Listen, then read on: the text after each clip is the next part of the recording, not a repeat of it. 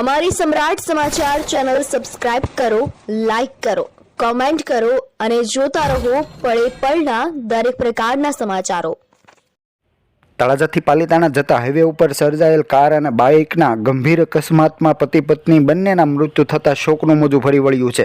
ભાવનગર જિલ્લાના તળાજાથી પાલીતાણા જતા હાઈવે ઉપર કુંઢેલી ગામ અને ઠાડેસ ગામ બંને ગામ વચ્ચે કાર અને બાઇકનો ગંભીર અકસ્માત થયો હતો અને આ અકસ્માતમાં બે વ્યક્તિઓને ગંભીર ઈજાઓ થતાં પ્રથમ તળાજા અને ત્યારબાદ ભાવનગર હોસ્પિટલ ખસેડવામાં આવ્યા હતા।